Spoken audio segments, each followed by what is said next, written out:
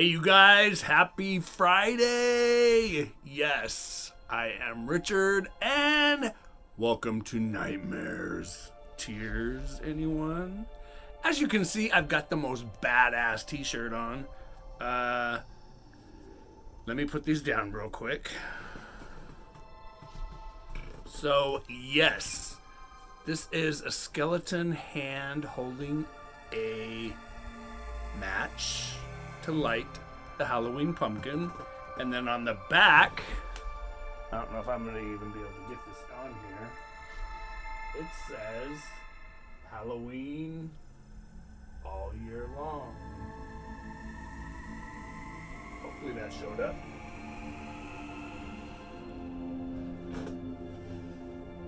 So, today I'm going to be doing a book haul. Yeah. And I'm going to be doing a 2-book review on Solomon Petcher's Feasters, An Apocalyptic Tale, and the sequel right here, Feasters, The Circle. So, let's, I'm going to take a sip of coffee. Yes. Today I'm drinking toasted coconut with dark chocolate. Yes, so it tastes like a really deep, dark, rich Mounds bar. Yeah, out of my 20-ounce Jack Skellington mug that has stripes on the inside. So, first off, let's get to the book haul first. I'm going to do the book haul first. So, over the last 2 months, since I no longer have the old channel, I've been getting a lot of books, you guys. So, I'm going to throw on my readers. Let's get into some of these books. So, this first book, I had read years and years ago, and like a dumbass, I traded it on paperback swap. So I wanted to reread it. So of course I put it back on my paperback swap wish list, and a copy came in. And this is from 1988, Pinnacle Books. This is Lee Dwegan's Schoolhouse. And you guys, as though this is from Pinnacle Books, a lot of books that came out in the 80s and 90s, they were either hit or miss. This is a hit, yes. I read it like 10 years ago, and I absolutely fucking loved this book. So on the front, it says, when the final bell rang, the bloody horror would begin. Schoolhouse. Yeah. I'd read the back synopsis, but this is one of those synopses that gives a little bit too much of the book away. So, it did come out in 1988, and it's got 317 pages. So, yeah, it came in. Great copy, only one little tiny crease. So, yeah, I got that on my paperback swap account for free. I didn't even have to pay for it. So, that's the first one. The next book, this one was sent to me by the author, and I am going, he sent a thank you card. It says, Dear Richard, thanks again for reviewing Nightmare. I hope you enjoy Shade. Thanks, Chad. So, this is Chad Nicholas's second book. This is Shade. Yeah. And it says on the front, all they had to do was catch him. Shade. At first, it was just another case, another serial killer to stop. They had done it countless times before. This time shouldn't have been any different. But soon, days turned into weeks. Desperation set in, and the victims started getting younger. What were they missing? Why couldn't they save the victims? They would have given their own lives just to stop that monster, to finally put an end to his killing spree. In the end, they almost succeeded. But then, 8 months ago, everything went wrong. From the aftermath of one monster, a new one is born. A killer more lethal than they could have possibly imagined, like something ripped straight out of their worst nightmares. With it comes a new potential victim. Struggling with the skeletons in her own closet, the guilt of past mistakes. And the longer she waits for the new monster to find her, to kill her, the more questions if, deep down, she wants him to. The desperate hunt for a serial killer, an ex-soldier losing his grip on reality, and a victim who's not sure she's worth saving come together as part and present intertwine in this explosive psychological thriller, which begs the question, can you stop a monster without becoming one? And Chad sent me another nightmare bookmark, and on the inside he said, to Richard. Chad Nicholas. So I want to tell Chad thank you so much. I've already read the first 150 pages, and this book is actually really cool. On the top of each page there's like crime scene tape. So yeah, look for this review coming soon, you guys. Oh, and that is from, what year is this from? I think it just came out this year, actually. Yeah, it did. Yeah, 2021. Just came out. The next book. You guys, I love this author. Now, I wanted a physical copy of this book. I have it downloaded on my Scribd account, but this is from Sinister Grin Press from 2016. This is Jonathan Jan's Children of the Dark. Badass cover. It looks so old. And it says on the back, Will Burgess is used to hard knocks. Abandoned by his father, son of a drug-addicted mother, and charged with raising his 6-year-old sister, Will has far more to worry about than most high school freshmen. To make matters worse, Mia Samuels, the girl of Will's dreams, is dating his worst enemy, the most sadistic upperclassman at Shadeland High. Will's troubles, however, are just beginning. Because one of the nation's most notorious criminals, the Moonlight Killer, has escaped from prison and is headed straight toward Will's hometown. And something else is lurking in Savage Hollow, the forest surrounding Will's rundown house. Something ancient and infinitely evil. When the worst storm of the decade descends on Shadeland, Will and his friends must confront unfathomable horrors. Why am I struggling today to read? I don't know why. Sorry for pushing my glasses up, you guys. Yeah, it's a bitch getting old. Will and his friends must confront unfathomable horrors. Everyone Will loves, his mother, his little sister, Mia, and his friends will be threatened. And very few of them will escape with their lives. Yeah. Supposed to be a coming-of-age horror book, but I have heard from a couple of my friends that read it. They just said it's a fucking incredible book. Print is pretty fair-sized. Now, if you guys have never read Jonathan Jan's, check him out. If you have a Scribd account, a lot of his books are available on Scribd. This book has 392 pages, and I'm really pumped. Yeah. The next book. I am 3/4 of the way through this on Scribd, and I had to have a physical copy. Now, this is from one of my new favorite authors. This came out in 2014 from Open Road Integrated Media. This is Ronald Malfi's December Park. You guys, this book is not cheap, so if you order it, expect to pay between $30 and $40 for a physical copy. Yeah. In the fall of 1993, 15-year-old Angelo Mazzoni sees his first dead body. The murder is linked to the Piper, the possible abductor of 3 other children who haven't been found over the past few months. Some people in town say the woods are haunted, but Angelo and his friends head in anyway to search the darkness for a monster. What they find there will change who they are and everything they once believed in. You guys, this book is absolutely incredible so far. I'm a little bit more than halfway through. I'm currently reading three books. Yes, and I just finished the 1,100 page 4-book series of Mary Poppins. So that is my next review probably coming up. But you guys, December Park is great.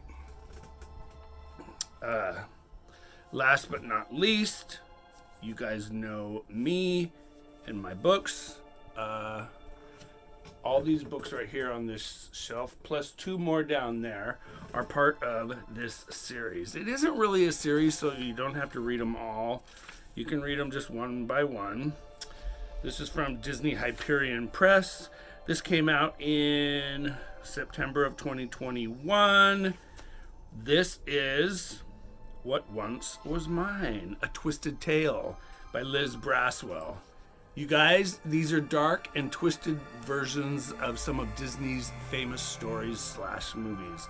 This one says, what if Rapunzel's mother drank a potion from the wrong flower? Yeah. You guys, if you've never read any of these books, they're absolutely great. So, yeah. That is my little mini book haul. Let's get into the double book review for Feasters and Feasters, the sequel. Now, Solomon Pictures, what can I say about Solomon Pictures that does not make me tear up? Solomon Pictures has been brought up a couple times now in my last couple videos. He wrote a book that I put in that will go in my top 5 for the best books of 2021. It was The Ghost in the Attic. He did send me that book. He autographed it. It's around here somewhere. But you can check out my review for it right here. I'm going to put a link. I did it on my old channel, and then I re-edited it. It cut some stuff out and sent it back to Solomon. And yeah, so Feasters. What can I say about Feasters? So this first one I have in physical form. So this one I'm going to be able to hold in my hand. And it says, Richard, may this adventure present a different take on the zombie genre. Vampires rule. Solomon Pictures. You guys, this man is a teacher of middle grade students. The man is absolutely incredible. But this is A Ghost in the Attic. And let me tell you what. I gave that book 10 stars if I could have. But yeah, I gave it 5 ghosts. And this book is about vampires / zombies, but they're not your typical vampires and zombies. They're teenagers, and there's teenagers that are struggling to stay alive, save their friends, and not become the next bad person. So now I don't have the second book, Feasters the Circle, in a physical copy. Solomon did send me an advanced reader's copy, and it came out just last week. Yeah, it came out on the 18th. And it was the sequel to this one. So I'm going to fill you in on this one. So it says on the back, the Feasters are coming. They move, they hunt, and with their dead hands, they will feast. As the world falls, flesh-eating monsters called Feasters rise. But from the ashes, new heroes are born. Teenage vampires, Kieran, Emily, and Andrew move through the shadows, fighting against a world gone mad. When the young vampires find humans in trouble, they must face choices that will test their trust and their humanity.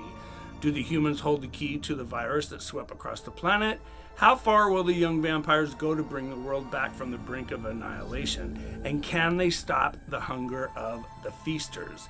Now, I'm going to read to you guys what I wrote on my Goodreads account, because I did read Feasters probably 5-6 months ago, and this is my review of the first book, and there's my review on my Goodreads account. I said, after reading Solomon Pictures' book, A Ghost in the Attic, and with it going to be in the top 5 of my favorite reads of 2021, and it ripping my heart out till, yes, I was sobbing, as for the title of my new channel, Nightmares, Tears, Anyone, I thought I would not like this one as much. I am not a zombie fan, but don't let that Z word fool you. This was a great coming-of-age novel in the world of a horror book. I loved it.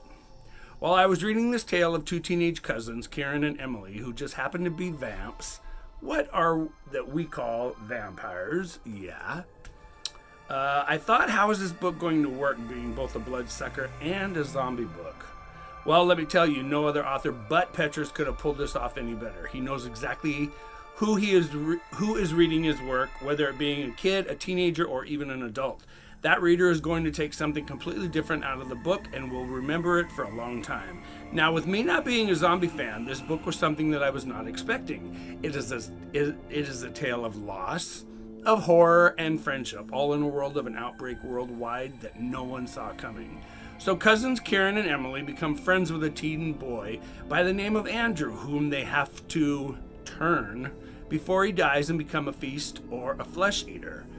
Now, you have to stop and think. So we know vampires cannot come out in the sunlight, and usually a zombie feast whenever they want. And this is where I thought that Feasters really proved it was going to work. And it blew me away.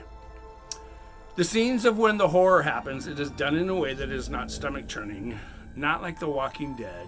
Yes, this is a YA book, and I would actually let a 10-year-old read it if they understood that zombies and vampires were not real, because there are scenes that are kind of pretty scary in here. The book is labeled a YA novel, and it was only 163 pages, so it is a quick read, but it appeals to anyone who just loves a great fast-paced and action/horror story. As in Ghost in the Attic, there are scenes involving a pet that made me think, Solomon, do you not like dogs?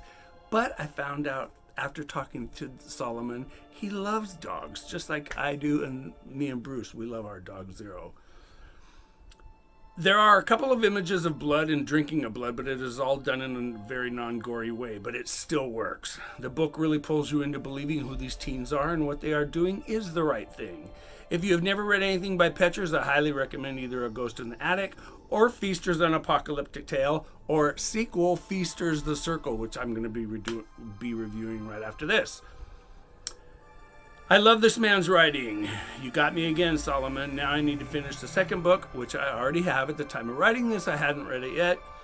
In this tale of blood-sucking and zombie-killing teens, Feasters: The Circle. I gave this one, Feasters: An Apocalyptic Tale, 4.5 vampires. Yeah, it's a great book. Now, here is what I wrote about its sequel.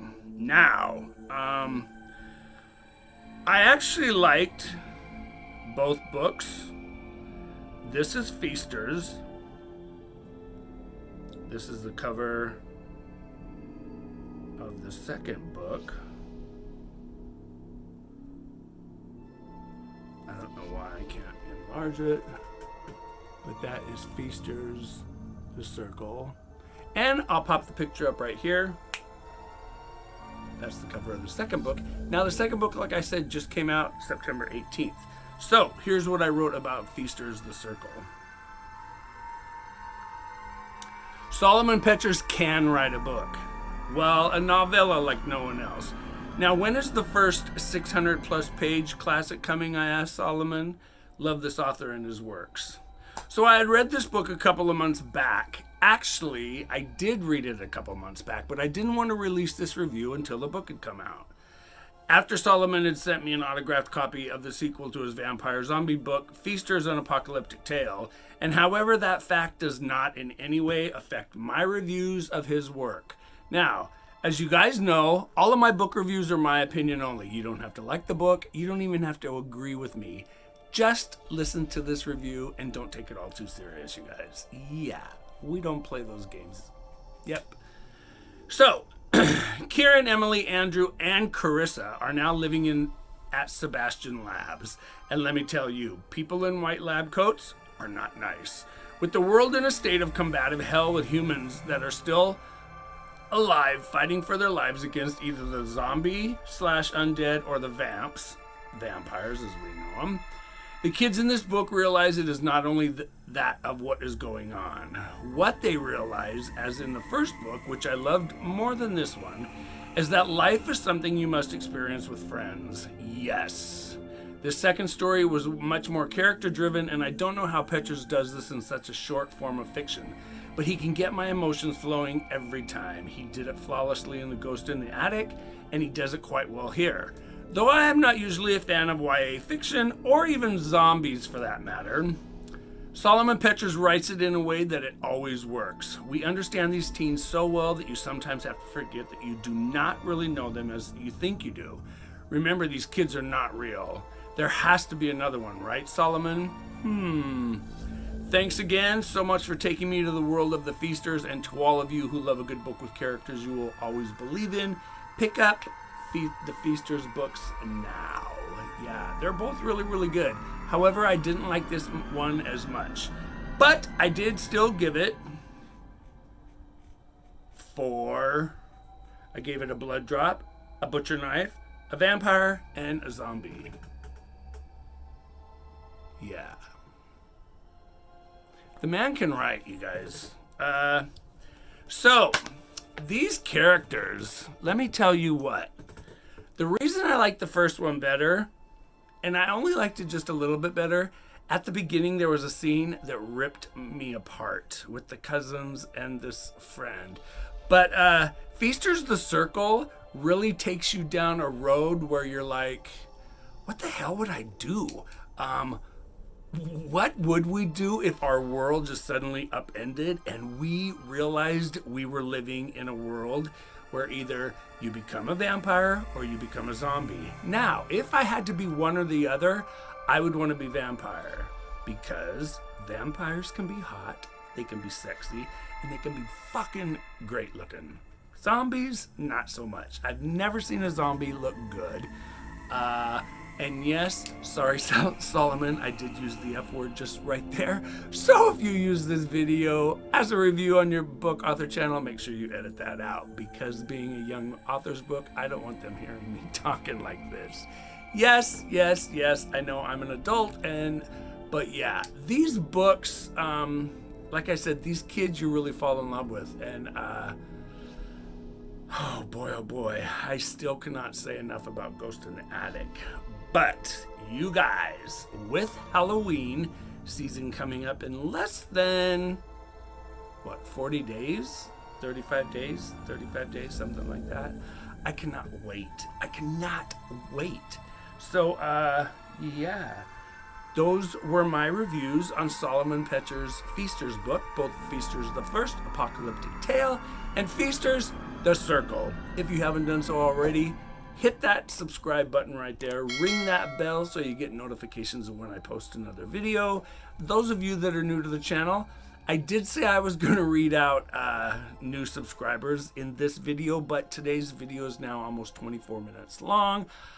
Please watch all the way through the end. If you like today's video and if you love horror as much as I do, don't forget to give me a thumbs up. Share the new channel. Talk about it with your friends. And you guys, as always, be nice to people. And as always, pick up a good scary book. And as always, nightmares. Tears, anyone? Happy dreams. And have terrifying nightmares. Sweet dreams, guys. I'm Richard. I'll see you in the next video. Take care, and thanks again to Solomon Petchers. You rock, dude.